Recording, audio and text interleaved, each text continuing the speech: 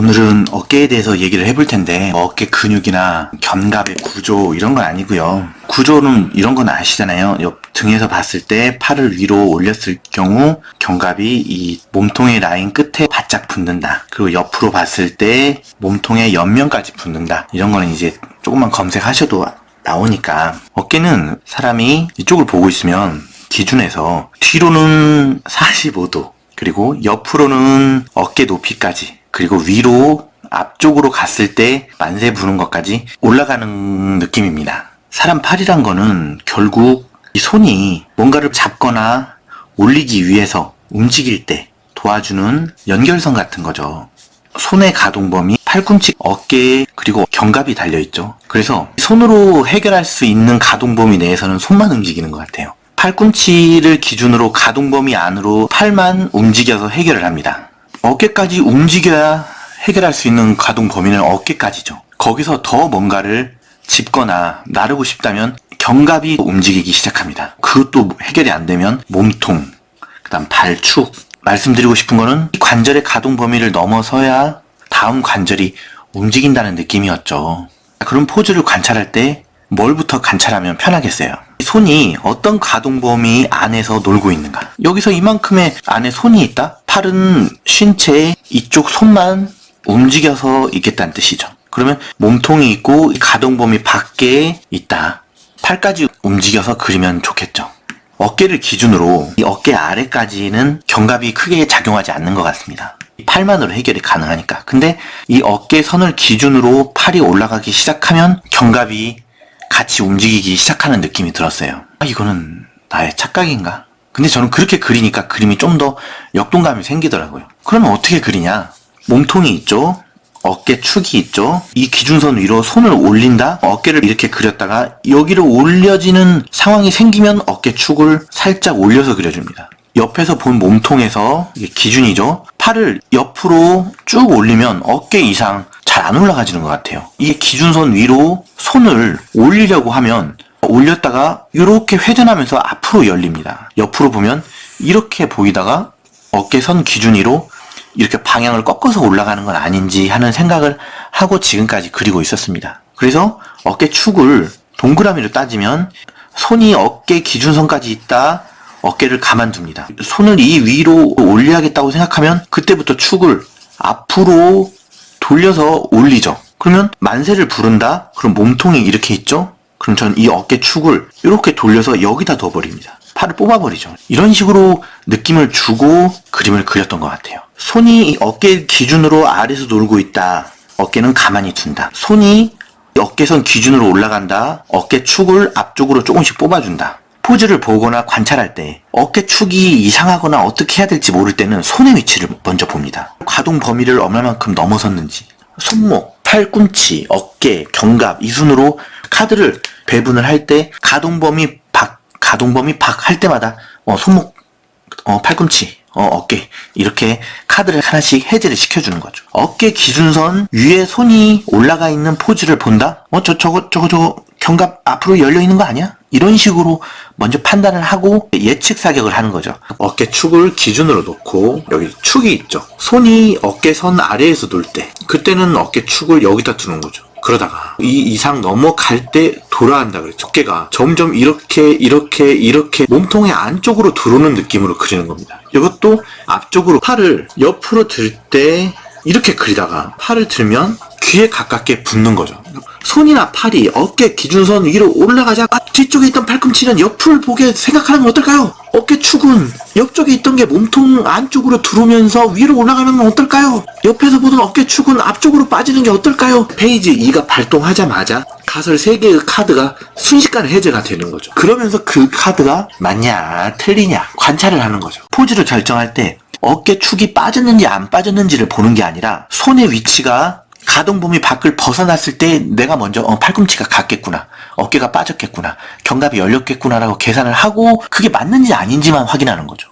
훨씬 더 파악하는 게 빠르겠죠. 그 다음에 아까 어깨선 기준 위로 올라갈 때는 팔이 옆으로 갔다가 이렇게 간다고 그랬죠. 그럼 팔꿈치는 편안한 상태는 어떤 상태라고 그랬죠? 몸통이 이쪽을 바라보고 있을 때 팔꿈치는 뒤쪽을 바라보고 있고 손등은 옆쪽을 바라보고 있는 이 상태가 활이 줄이 걸려있는 상태라고 그랬잖아요. 그러니까 손이 어깨축 아래에 있을 때는 팔꿈치가 이렇게 옆으로 회전하지 않는 이상 뒤쪽을 보게 그리면 얼추 그럴듯한 포즈가 나온다. 어깨축 위로 넘어가는, 손이 넘어가는 순간부터는 이렇게 회전해야 된다고 했으니까 엄지손톱도 그랬죠. 엄지손톱이 이 기준 아래로 내려가면 옆을 보게 하려고 애를 쓴다고 그랬잖아요.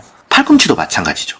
어깨선 기준 위로 올라가면 이렇게 돌려야 팔이 올라간다고 설정을 했으니까 이때부터는 팔꿈치가 뒤쪽이 아니라 옆쪽을 보기 시작할 거라는 예측 사격을 하는 거죠. 손이 어깨선 기준으로 올라가 있는 상황을 그릴 때는 뒤쪽에 있는 팔꿈치가 이 선을 기준으로 회전을 해서 90도만큼 꺾이진 않았는지 예측 사격을 하고 관찰을 한다는 거죠. 그게 아닌지 맞는지만 확인하면 되니까. 대부분 의도하지 않고 자연스러운 상황이 되면 팔을 올려야 되는 상황에서 팔꿈치를 계속 뒤에다 놓고는 이 이상 올릴 때 좀 힘들어지더라고요. 이거 되는 사람이 있으면 뭐 어쩔 수 없겠지만 살짝 자연스럽게 옆쪽으로 가게 되더라고요. 특정한 상황 말고 대부분 자연스러운 상황이라면 그런 식으로 상정을 하고 포즈 예측을 한다는 거죠. 그리고 팔꿈치가 빠지냐 안 빠지냐는 이 손목의 각도를 보고 판단을 합니다. 사람이 앞으로 나란히 한 상태라면 이렇게 됐지 않습니까? 그럼 몸통이 정면이 이거라고 그랬을 때 팔꿈치가 뒤쪽을 보고 이것과 수평이지 않습니까? 여기서 조금만 축을 틀려면 어떻게 해야 돼요? 팔꿈치가 이렇게 빠져야 이렇게 가잖아요. 팔꿈치의 위치를 보려면 팔꿈치를 보기보다는 몸통 앞쪽을 기준으로 손목의 각도를 확인하는 편이죠. 그거 하나 어깨 위로 올라갔을 때 팔꿈치는 점점 뒤쪽에서 옆쪽으로 움직일 것이다. 예측 사격 둘, 그 다음에 가동 범위 넘어서면 그 관절 다음 단계가 움직인다라는 것 3개. 요걸 기준으로 어깨의 움직임을 관찰하고 그 확률이 대충 맞는 것 같아요. 완벽하다고는 할 수 없겠죠. 자, 이렇게 해서 관찰을 하고 있으니까 이걸 던졌으면 이제 보신 분들도 한번 요걸 기준으로 맞는지 틀리는지 검증도 해보고, 물론 틀릴 수도 있겠죠. 저거 내가 틀리게 만들 거야 하면서 이렇게 할 수도 있겠지만 자연스러운 상태에서 이렇게 그렸고 이걸 어떻게 증명을 할 거냐. 그럼 그동안 그렸던 제 그림을 보면 되겠죠. 제 그림이 자연스러웠으면 이 새끼 이거 맞네? 이렇게 하면 되는 거고. 그래서 여러분들도 한번 이런 식으로 접근해서 관절을 한번 관찰해보면 좋을 것 같습니다. 그러면 손은 다리는 손 아니야? 이런 식으로 따지면 마징가 제트 같이 생긴 이 골반이 사실은 반절 각자 따로 움직인다고 하더라고요. 그러면 이 원리도 다리에 어느 정도 영향을 주겠죠. 태권도 발차기 같은 거 할 때 골반 위치 이상 다리가 넘어가는 상황이 생기면 그때부터는 무조건 골반을 뒤틀어서 그리기 시작합니다. 그리고 그 골반에서 앞쪽으로 빼주겠죠. 그럼 다리가 실제 길이보다 앞쪽으로 좀 더 빠지겠죠. 이런 거를 계산하고 합니다. 그래서 결론은 고관절의 포즈를 관찰할 때는 저거 어떻게 생겼지? 이렇게 접근해 가는 게 아니라 몇 개 가설을 정해놓고 그 포즈가 그 상황에서 가동 범위를 넘어섰다, 뭐 했다, 이 상황이 맞아 떨어지면 뭘 했을 거야 라고 하고 그게 맞냐 틀리냐로 접근하는 거죠. 그리고 또 몸통 중앙이 있죠. 중앙의 법칙이라고 해야 되나? 팔을 편안하게 안쪽으로 모으면 여기까지가 한계인 것 같습니다. 이 선을 넘으면 어깨축이 앞으로 빠지면서 견갑이 이쪽으로 움직인다는 얘기겠죠. 그렇게 해서 최대한 가면 이쪽 선까지 가는 것 같아요. 이 이상 팔이 넘어가고 싶으면 이 견갑보다 큰 가동 범위인 허리가 움직이겠죠. 어깨축이 바뀌겠죠. 발도 마찬가지겠죠. 편안하게 움직이면 중앙까지. 이 이상 더 오고 싶으면 여기서부터 골반이 무리를 해서 이쪽 축까지 더 넘고 싶으면 몸의 축이 바뀌겠죠.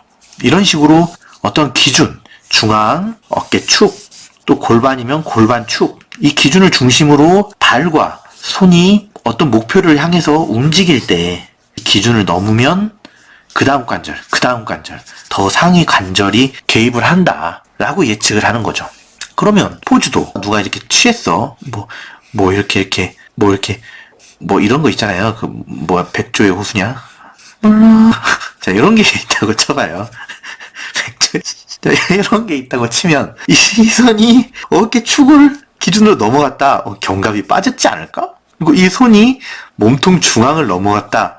돌아가지 않았을까? 골반 축을 넘어섰다. 뒷다리의 가동 범위는 45도, 옆은 90도, 그 다음에 여기는 이렇게 만세라고 그랬잖아요. 그럼 여기서 분명히 넘어섰는데 얘가 올라갔어. 이 가동 범위를 넘었는데 다리만으로 해결이 돼? 골반이 빠졌겠죠. 이런 식으로 예측을 하는 거죠. 이 기준선이 페이지 1단계, 이 기준선을 넘으면 페이지 2단계, 페이지 2가 넘으면 발동되는 가설들. 맞냐 틀리냐. 이렇게 접근을 하시면 포즈 파악이 더 빠르겠죠. 이게 나쁘지 않으니까 추천을 드리는 거죠. 고관절이란 거는 너무 변화무쌍해. 그림으로 보기 좋게 그려야 한다면 그 변화무쌍한 것에서 내가 기준을 잡고 들어가는 게 빠르다는 거죠.